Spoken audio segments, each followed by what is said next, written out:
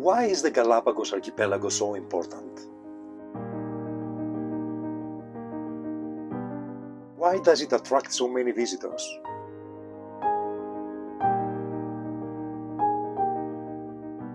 What are the environmental challenges it faces?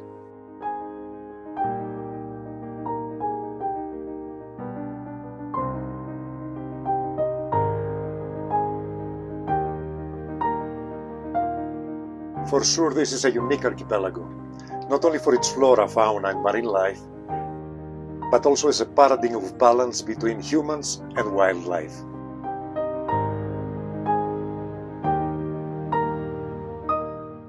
There are no mammals on its land other than sea lions, but there are many reptiles including marine iguanas, giant tortoises and wonderful birds.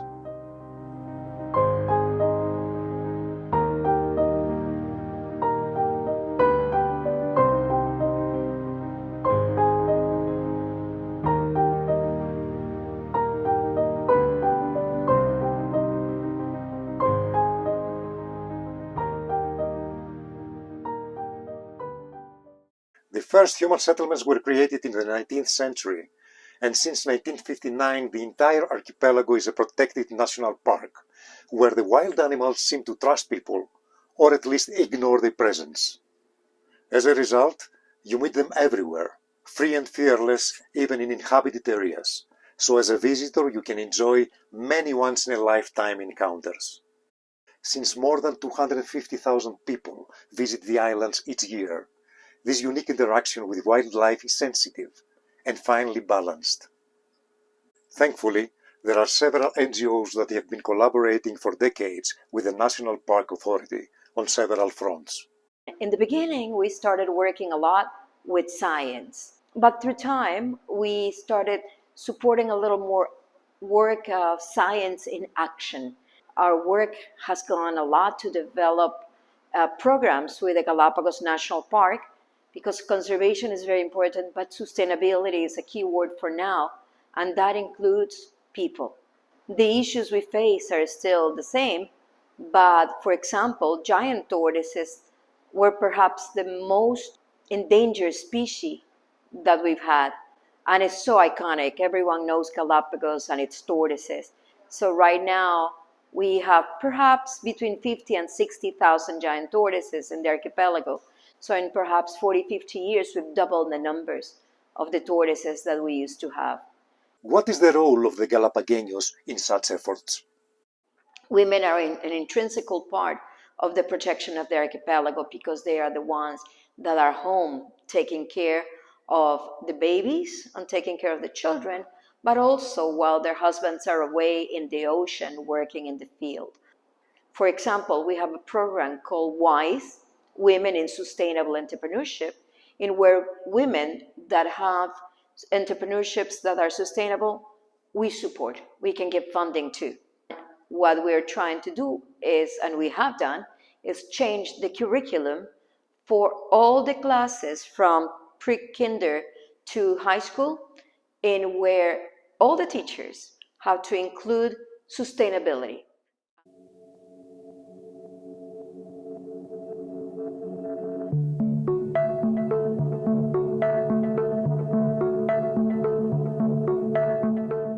The good news is that people who visit the archipelago can have a great time despite the strict environmental rules.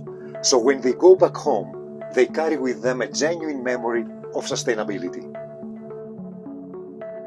As a result, tourism is not just a source of income for the 35,000 Galapagos, but also a promotional tool for their sensitive environment.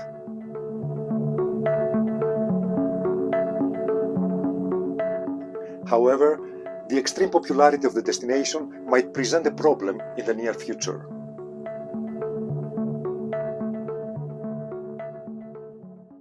If we have too many tourists, that means that we need to import more food, that we produce more garbage, that we have to produce more electricity. So right now they're thinking already about putting a limit of what I said. In 2020, many people didn't come, now they're coming. So sometimes we have 7, 8 flights a day. They're thinking already about limiting the tourism, increasing entrance. Not $100, but maybe $200 or $300. The money is good, but we have to maintain both the resources, but the nature, preserve that. The archipelago may have been well protected for the last 60 years, but it still faces environmental issues. The main problem in Galapagos are the introduced animals that people brought in the past, and sometimes accidentally. They still bring with the ships insects. So in the past, people brought the cats, dogs. They escaped, they became wild, and they kill other animals, or they compete for food. The archipelago is gradually coming back after 2 years of complete isolation following the COVID-19 pandemic. How did the local community face this unprecedented crisis? And what was the impact on the environment and the wildlife of the islands? Galapagos is a living ecosystem. It changes, it adapts, it mutates. The interesting thing from 2019 to 2023 is that all the species adapted to what it was around, and that includes humans. Animals were very lucky that in 2020 they had 1 year of La Nina where the water was colder. And being oceanic islands, whatever happens in the ocean affects directly the species on land.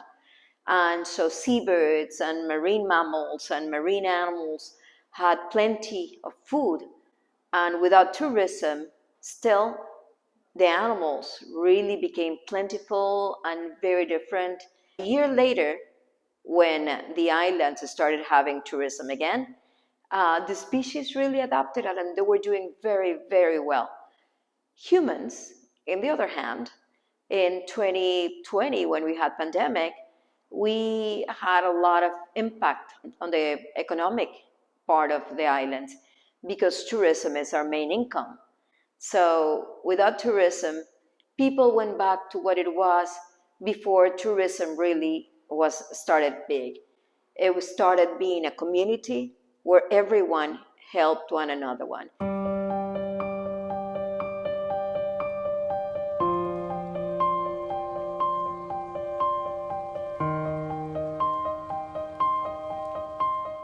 As a visitor at the Galapagos, you will bring back home many unforgettable pictures and memories.